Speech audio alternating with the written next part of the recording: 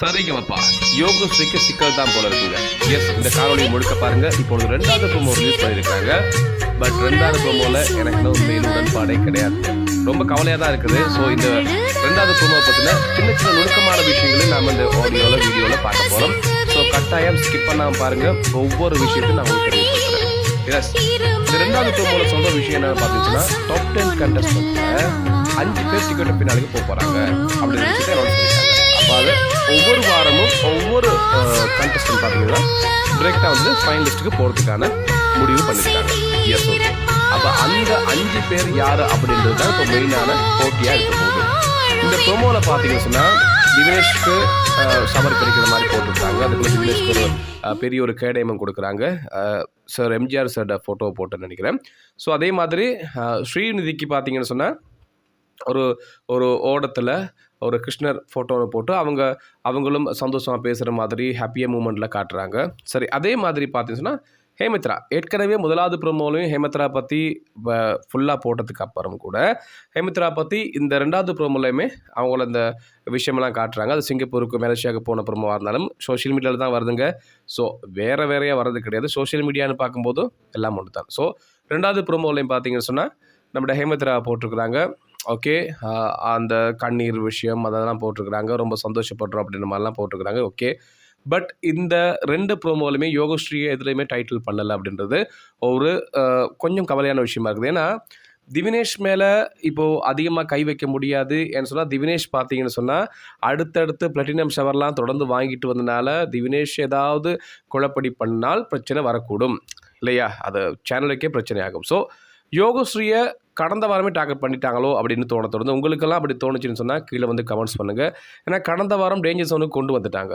So இந்த வாரம் direct ஃபைனலுக்கு அனுப்புறதுன்றது possible கிடையாது. ஏன்னு சொன்னால் ஏன்னா ஏற்கனவே ஒரு காரணம் இருக்கு இல்லையா? லாஸ்ட் எபிசோடில் நீங்கள் வந்துட்டு டேஞ்சர் ஜோனுக்கு வந்தீங்க. ஸோ இந்த எபிசோடில் டிரெக்டாக எப்படி ஃபைனல் அனுப்புறதுன்ற மாதிரி அவங்களுக்குள்ளேயே ஒரு இதை உருவாக்கிட்டாங்களோ அப்படின்னு தோணுது. ஸோ ஆனால் யோகஸ்ரீக்கு நல்ல ஒரு டேலண்டான குழந்தை கரூரில் இருந்து வந்து தொடர்ந்து கோல்டன் பிளாட்டினம் தொடர்ந்து வாங்கிக்கிட்டு வந்து சுசிலாமா பாடல்கள் சுசிலாமா சாய்களில் அவ்வளோ அழகாக எல்லா விதமான பாடல்களையும் பாடி ரொம்ப திறமையான குழந்தை.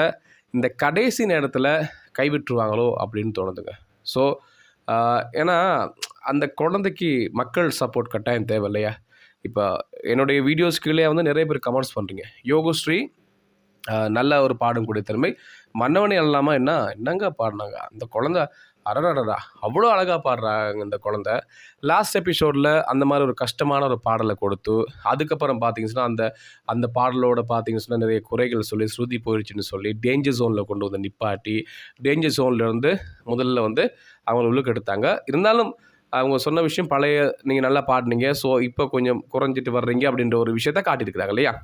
ஸோ இதெல்லாம் பார்க்கும்போது அதுலேயும் இன்னொரு விஷயம், நம்மளோட விஷ்ணு ரஞ்சனை பார்த்தீங்கன்னு சொன்னால் அவர் வந்துட்டு போட்டியிலே கிடையாது, அவர் தொடர்ந்து பர்ஃபார்மன்ஸ் பண்ணிகிட்டு இருப்பார், அவர் ஒரு என்டர்டெய்னராக இருப்பார் அப்படின்னு சொல்லி அவரை போட்டியில் முழுக்க போட்டாங்க. ஏன்னா டாப் 10 அப்படின்னு வரும்போது அந்த 5 கண்டஸ்டன்ட்டில் வந்தால் அந்த பையனுக்கு அவ்வளோ தூரம் போட்டி போடுறதுக்கான கெப்பாசிட்டி இல்லைன்னு நம்ம சொல்ல முடியாது. பட் அந்த அளவுக்கு அந்த பையன் பர்ஃபார்மன்ஸ் இல்லையோ அப்படின்னு தோணுச்சு. ஸோ அந்த பையனை ஒரு மாதிரி சேவ் பண்ணிட்டாங்க. பட் அடுத்து புவனேஸ்வரன் இருக்கார். ஸோ அந்த புவனேஸ்வரனை டாப் 5 கொண்டு போகிறதுக்கு முடியுமான்றது பெரிய கேள்வி தான். நல்ல குழந்தை, சின்ன குழந்தை தான். பட் டாப் 5 கண்டஸ்டனாக என்னை பொறுத்த வரைக்கும் திவினேஷ் யோகஸ்ரீன்றவங்க கட்டாயம் இருக்க வேண்டிய ஆட்கள் தான். பட் இந்த 5 பேருக்குள்ளே அவங்க வருவாங்களா? திவினேஷை கட்டாயம் போடக்கூடிய வாய்ப்புகள் அதிகமாக இருக்கிறது. ஆனால் யோகஸ்ரீக்கு என்ன நடக்க போகிறது என்ற பெரிய கேள்வி. ஏன்னா டாப் 5 வந்த பிறகு, ஓட்டிங் வந்த பிறகு, மக்கள் கைக்கு முடிவு வந்த பிறகு யாராலும் இன்னும் பண்ண முடியாதுங்க. ஸோ அது அப்சல்யூட்லி அது மக்கள் கைக்கு முடிவு வந்துடும். பட் அதுக்கு முன்னாடி என்ன சரி நடந்தால் தான் உண்டை தவிர்த்து அதுக்கு பிறகு ஒன்றும் பண்ண முடியாது. ஸோ என்னுடைய கருத்து என்ன சொன்னால் உங்களுடைய கருத்தை கீழே வந்து கமெண்ட்ஸ் பண்ணுங்கள். யோகஸ்ரீ இந்த வாரம் பாடுற பாடல் ப்ரோமோ இன்னும் வரலை. ஸோ என்ன நடக்க போகிறது? ஏன்னா இது வரைக்கும் வந்த 2 ப்ரோமோலையும் பார்த்தீங்கன்னா யோகஸ்ரீ டைட்டில் பண்ண மாதிரி ஒன்றுமே தெரியலை. ஸோ இந்த குழந்தை என்ன பாடல் பாட போகுது, என்ன பாட்டு சூஸ் பண்ணி கொடுத்துருக்குறாங்க, ஸோ மக்கள் எதிர்பார்க்குற மாதிரி சுசிலாமா பாட்டு தான் கொடுத்துருக்காங்களா அப்படின்ற மாதிரி பெரிய கேள்வியெலாம் இருக்குதுங்க. ஸோ எதிர்பார்க்குற மாதிரி இந்த டாப் 5க்குள்ளே யோகஸ்ரீ வரணும் அப்படின்றது தான் என்னுடைய எதிர்பார்ப்பாக இருக்கிறது.